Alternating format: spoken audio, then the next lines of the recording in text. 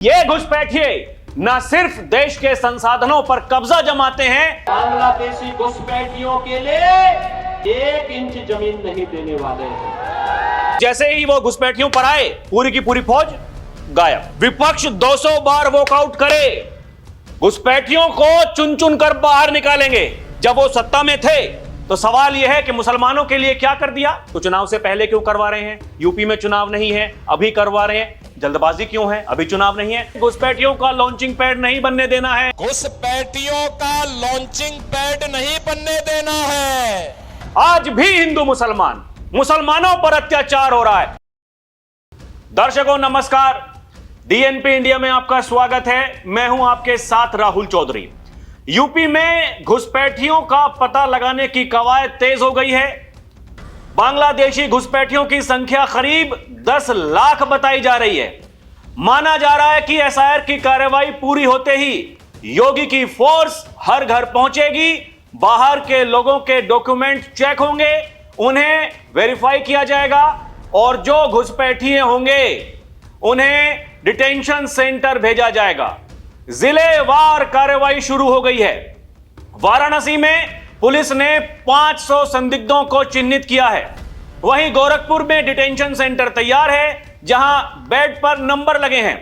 बताया जा रहा है कि गोरखपुर में पिछले 6 से 7 दिनों में कई झुग्गियां खाली हो गई हैं। सीएम योगी के आदेश पर झुग्गी बस्तियों में रोहिंग्या, बांग्लादेशी और अवैध प्रवासियों के दस्तावेजों का सत्यापन किया जा रहा है। इसी क्रम में मेरठ में 3500 से ज्यादा लोगों के दस्तावेज जुटाए गए हैं। झुग्गी बस्तियों में सर्वे का काम पूरा होने के बाद प्रशासन फुल एक्शन की तैयारी में है। सभी के मोबाइल नंबर और दस्तावेजों की पहचान हो रही है। सर्वे पूरा होने के बाद इनका सत्यापन कराया जाएगा। टीम को पुलिस लाइन से फोर्स भी उपलब्ध कराई जा रही है। पुलिस अधिकारियों की माने तो तमाम बस्तियों का रिकॉर्ड जुटाने के बाद पुलिस की टीम संबंधित राज्यों की पुलिस से संपर्क कर सत्यापन के लिए रिपोर्ट मांगेगी। टीम को संबंधित जिलों में भेजा जाएगा। गड़बड़ी मिलने या रिकॉर्ड मिलान नहीं होने पर कार्रवाई की जाएगी। मीडिया रिपोर्ट्स के अनुसार योगी सरकार ने जो प्लान तैयार किया है, ऐसा देश में पहली बार होगा। राज्य सरकार ऐसी घुसपैठ विरोधी नीति बना रही है जिसमें घुसपैठियों का डेटाबेस तैयार किया जाएगा। यूपी में पकड़े जाने वाले घुसपैठियों की बायोमेट्रिक प्रोफाइल बनेगी और सभी नाम नेगेटिव लिस्ट में दर्ज किए जाएंगे। यह लिस्ट देश भर में सभी राज्यों को साझा की जाएगी जिससे उनकी दोबारा देश में एंट्री ना हो सके। इस योजना के तहत फर्जी पहचान पत्रों की हाईटेक स्कैनिंग होगी और हर रिकॉर्ड चेक किया जाएगा। इतना ही नहीं, इस प्लान के तहत घुसपैठियों का फर्जी दस्तावेज बनाने वालों पर भी बड़ी कार्रवाई होगी। इसमें हाईटेक सिस्टम बताएगा कि घुसपैठिए कब से छुप कर रह रहे थे। नेगेटिव लिस्ट से आधार समेत सभी आईडी पर रोक लगेगी। इस प्लान के तहत यूपी में फर्जी आईडी नेक्सस खत्म करने की पूरी तैयारी है। तो एक तरफ योगी सरकार ताबड़तोड़ कार्रवाई कर रही है, वहीं इस पर विपक्षी नेताओं की बयानबाजी भी खूब हो रही है। कोई इसे लोकतंत्र पर हमला बता रहा है तो कोई कह रहा है मुसलमानों को डराया जा रहा है। किसी का कहना है कि मोदी योगी सरकार नाकाम है, आप लंबे समय से सत्ता में हैं तो यह कार्रवाई अभी क्यों हो रही है? घुसपैठिए कैसे आ गए? एसआईआर की क्या जरूरत है? लेकिन असल सवाल यह है, घुसपैठ समस्या है या नहीं? इसका इलाज होना चाहिए या नहीं? क्योंकि ये घुसपैठिए न सिर्फ देश के संसाधनों पर कब्जा जमाते हैं बल्कि आम नागरिकों के हकों पर डकैती भी डालते हैं। कई जगहों पर बांग्लादेशी घुसपैठिए आपराधिक गतिविधियों में भी लिप्त पाए जाते हैं। लेकिन विपक्षी नेताओं के सवाल, एसआईआर से वोट चोरी हो रही है, सरकार लोकतंत्र के साथ खिलवाड़ कर रही है, देश के मुसलमानों के साथ अत्याचार हो रहा है। मतलब देश के मुसलमानों की तुलना घुसपैठियों के साथ कर रहे हैं और कहा जा रहा है सुरक्षा आपके हाथों में है, तो घुसपैठिए कैसे आ गए? तो दर्शकों मैं आपको बताता हूं, बांग्लादेश से सटे बॉर्डर पर घुसपैठ का खेल कोई नया नहीं है। यह सालों से चल रहा है। ज्यादातर घुसपैठ पश्चिम बंगाल के रास्ते से होती है, जहां बड़े बड़े गैंग काम करते हैं। ये गैंग बांग्लादेश से लोगों को लाने, फर्जी दस्तावेज बनाने और भारत के शहरों में बसाने का पूरा काम संभालते हैं। घुसपैठ कराने वाले गैंग कई हिस्सों में बटे होते हैं। पहला हिस्सा बांग्लादेश में लोगों को चुनता है और बॉर्डर पार कराता है। दूसरा हिस्सा भारत में बॉर्डर से रेलवे या बस स्टैंड तक पहुंचाता है। तीसरा हिस्सा कोलकाता या अन्य शहरों से ट्रेनों के जरिए यूपी, दिल्ली, महाराष्ट्र जैसे राज्यों में भेजता है। और चौथा हिस्सा झुग्गियों में रहने, खाने और छोटे कामों का इंतजाम करता है। बाद में फर्जी आधार और वोटर आईडी बनवाकर उन्हें आम नागरिक जैसा बना दिया जाता है। इस पूरे खेल में दलालों का रेट कार्ड तय है। इंडिया टीवी की एक रिपोर्ट के मुताबिक पहाड़ी रास्ते से घुसपैठ कराने के लिए 7 से 8 हजार रुपए, पानी के रास्ते से 3 से 4 हजार रुपए, समतल जमीन से 12 से 15 हजार रुपए लिए जाते हैं। फर्जी कागज बनाने के लिए अलग से 2,000 रुपए और नौकरी के लिए 5 से 7 हजार रुपए लगते हैं। भारत बांग्लादेश बॉर्डर लगभग 4,097 किलोमीटर लंबा है, जिसमें से 3232 किलोमीटर पर तारबंदी हो चुकी है। लेकिन जहां नदी नाले हैं या जमीन का अधिग्रहण नहीं हुआ है, वहां से घुसपैठियों को मौका मिल जाता है। 864 किलोमीटर पर तारबंदी का काम अभी भी बचा हुआ है और 112 किलोमीटर का इलाका ऐसा है जहां फेंसिंग नहीं हो सकती। बांग्लादेश में बैठे दलाल इसी रूट को घुसपैठ के लिए यूज करते हैं। पहाड़, नदी और नाले पार कराकर लोगों को भारत पहुंचा देते हैं। ज्यादातर घुसपैठिए मालदा, 24 परगना, मुर्शिदाबाद, दिनेशपुर जैसे इलाकों से आते हैं और मुस्लिम बहुल बस्तियों में बसते हैं। इससे कुछ जगहों पर डेमोग्राफी भी बदल गई है। उदाहरण के तौर पर मुर्शिदाबाद में 1961 में 44% हिंदू थे, जो 2011 में 33% रह गए, जबकि मुसलमान 55 से 66% हो गए। इसी तरह बंगाल के अलग अलग इलाकों में डेमोग्राफी पूरी तरह बदल चुकी है। यही वजह है कि देश के कई राज्यों में अब अवैध घुसपैठियों के खिलाफ जोर शोर से अभियान चल रहे हैं और यूपी में योगी आदित्यनाथ की सरकार ने घुसपैठियों को बाहर करने की ठानी है। इसीलिए यहां तेजी से काम भी हो रहा है। बाबा घुसपैठियों पर वार कर रहे हैं तो कुछ लोगों के पेट में दर्द हो रहा है। ये कौन लोग हैं? ये क्या चाहते हैं? इस देश के साथ में क्या करना चाहते हैं? दर्शकों, योगी एक बार नहीं अनेकों बार वो ये कह चुके हैं, ये जो बांटने वाली ताकतें हैं, इनसे सावधान होने की जरूरत है। आज भी हिंदू मुसलमान मुसलमानों पर अत्याचार हो रहा है। किस बात का अत्याचार हो रहा है? अरे जाइए, सरकारी योजनाएं जो सरकार की हैं उनमें जाकर के भागीदारी चेक कीजिए और फिर बताइए किसके साथ में अत्याचार हो रहा है। घुसपैठियों की तुलना मुसलमानों से करेंगे और फिर आकर के कहेंगे वोट चोरी हो रही है। इस देश के मुसलमानों को यह समझना पड़ेगा, उन्हें यह तय करना पड़ेगा आपके साथ में क्या हो रहा है, ये लोग क्या करना चाहते हैं। क्योंकि घुसपैठियों को यहां भारत में बसा करके उनके वोट बनवा करके फिर अपना जनाधार बनाते हैं, सत्ता में आते हैं, उसके बाद में क्या करते हैं? केवल परिवार डेवलपमेंट अथॉरिटी करते हैं। मैं खाऊं, मैं पीऊं, मैं रहूं, बाकी सब भूखे मरे, किसी से कोई मतलब नहीं। ये खेल देखिए दर्शकों, खेल क्या है।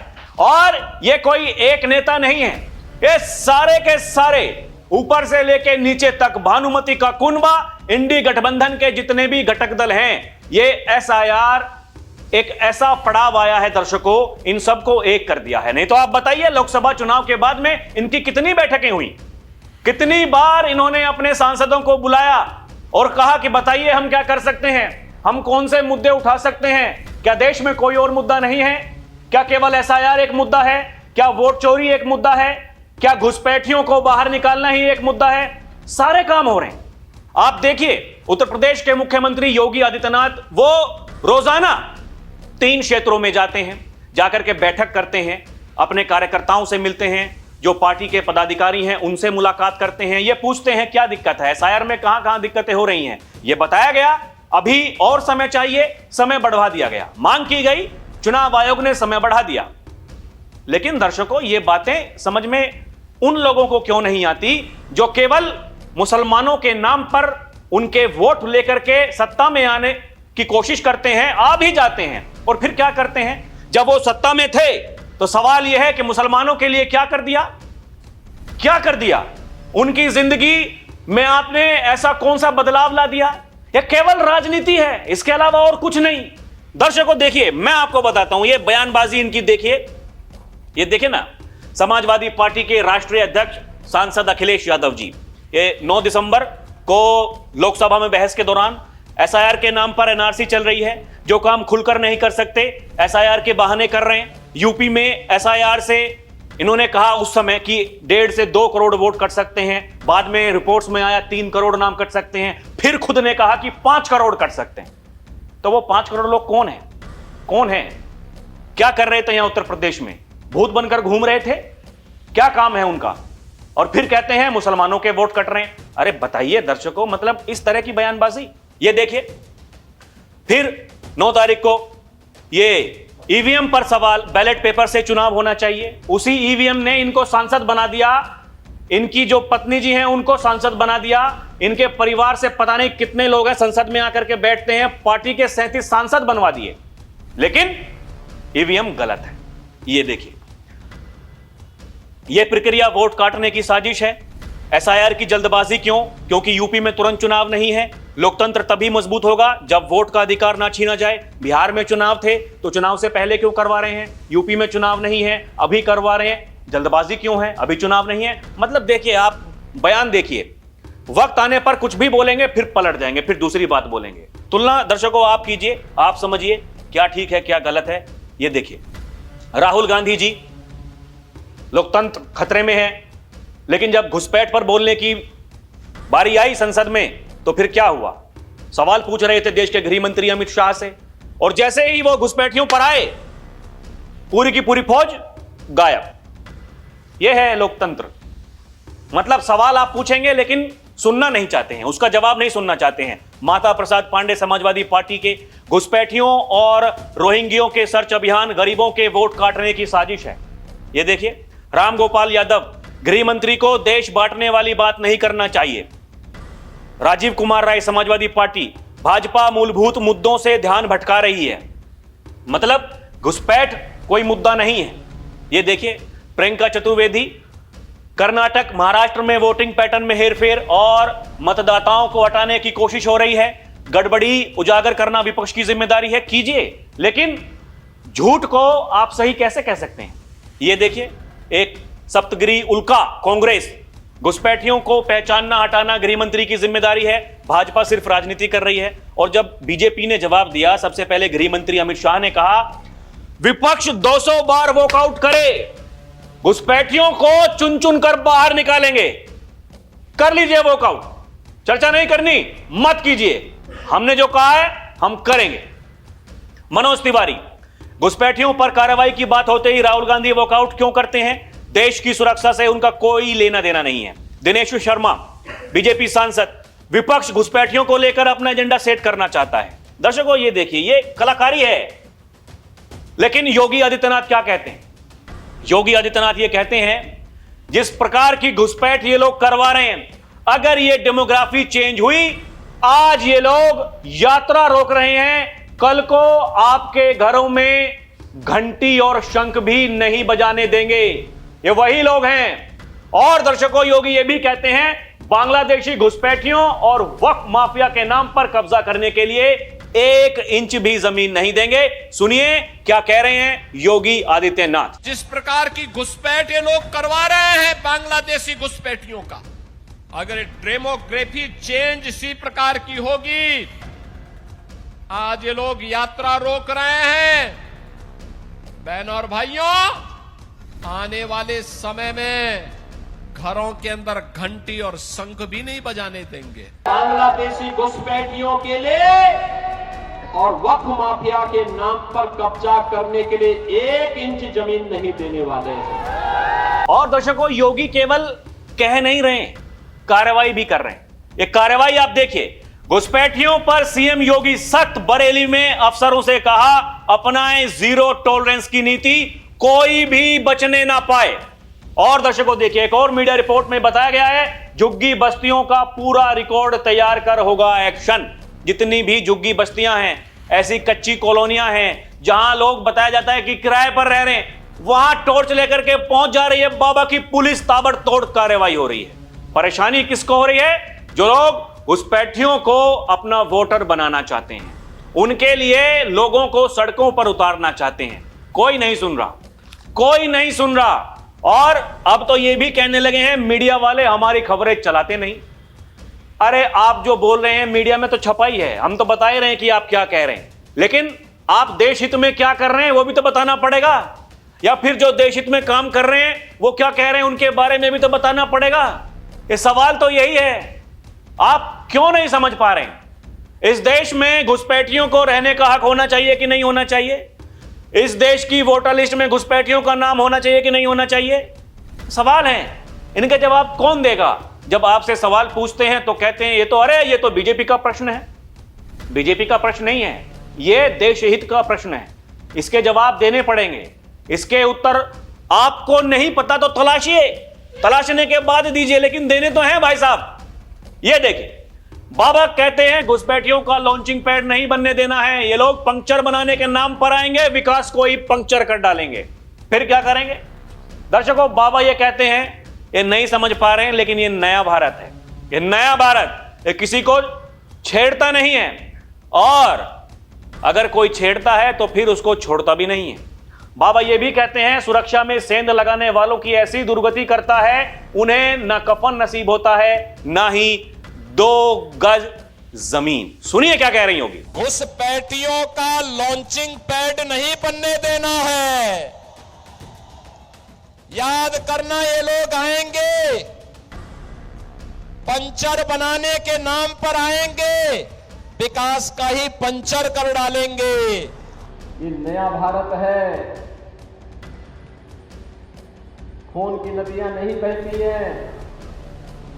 ये अपनी सुरक्षा करना भी जानता है, और सुरक्षा में सेंध लगाने वालों की वह दुर्गति करता है। उनके लिए न कफन नसीब होगा, न 2 गज जमीन ही नसीब हो पाएगी। तो दर्शकों, एक तरफ ऐसी बयानबाजी, दूसरी तरफ सोशल मीडिया पर फेक अकाउंट बनवा करके ये लोग नैरेटिव बनाते हैं। नैरेटिव बनाते हैं। हर चुनाव से पहले इस तरह की कोई भी प्रक्रिया अगर चल रही है, सरकार कोई देश हित में काम कर रही है, तो फिर मतलब ऐसा माहौल बनाएंगे। अभी आप देखिए ना, जैसे ही एसआईआर की शुरुआत हुई, बीएलओ, अरे देखिए कितने बीएलओ परेशान हैं। अरे देखिए, ये तो भाई साहब ना खाने का समय, ना पीने का समय, अपने परिवार के पास में ना जाने का समय। अरे भैया, सरकारी नौकर हैं, तनख्वाह इसी बात की मिलती है, काम तो करना पड़ेगा। अच्छा काम करेंगे तो हमने देखा कि कई जो जिलाधिकारी थे उन्होंने बुला करके सम्मान दिया जिन्होंने अच्छा काम किया, और जो लोग नहीं काम कर रहे थे उनके खिलाफ एफआईआर दर्ज हुई। तो काम तो करना पड़ेगा, इसी बात के पैसे मिलते हैं। लेकिन उसको नैरेटिव कैसे बनाया जाता है, यह विपक्ष के नेताओं ने करके दिखाया। बंगाल से लेकर के उत्तर प्रदेश तक जहां जहां एसआईआर हो रहा है, मतलब उत्तर से दक्षिण, पूर्व से पश्चिम, जहां जहां इनकी सरकारें या तो थी या तो नहीं भी थी, जहां विपक्ष में है वहां भी हल्ला बोल, जहां सरकार में है वहां भी हल्ला बोल। ऐसे चलता है क्या देश? आप बताइए दर्शकों, तय कीजिए। योगी आदित्यनाथ जो कार्रवाई इनके खिलाफ कर रहे हैं, इन घुसपैठियों के खिलाफ, और इनके बारे में जो कहते हैं, ये जो विपक्ष में बैठे हैं लंबे समय से कहते हैं सरकार केवल वोट चोरी करके यहां सत्ता में है, इनको समझने की जरूरत है। ये जो बयानबाजी आप कर रहे हैं, और फिर जो सरकार उस बयानों का जो इस्तेमाल करती है वो है वोट चोरी। लोगों के मन को समझिए, लोग क्या चाहते हैं। बिहार में एसआईआर हो गया, लोगों ने सबसे ज्यादा घर से निकल करके वहां पर वोटिंग कर दी, एनडीए की सरकार बन गई। ये क्या है दर्शकों, ये समझने की जरूरत है। कब तक लोगों को मूर्ख बनाते रहेंगे, या फिर कब तक उनको गुमराह करते रहेंगे, या आप सोच नहीं पा रहे हैं, समझ नहीं पा रहे हैं, तो फिर कोई उनको समझाए। और दर्शकों, आपको क्या समझ में आता है हमें कमेंट करके जरूर बताएं। अभी के लिए इतना ही। आप देखते रहें डीएनपी इंडिया, हर खबर भरोसे के साथ। नमस्कार, जय हिंद।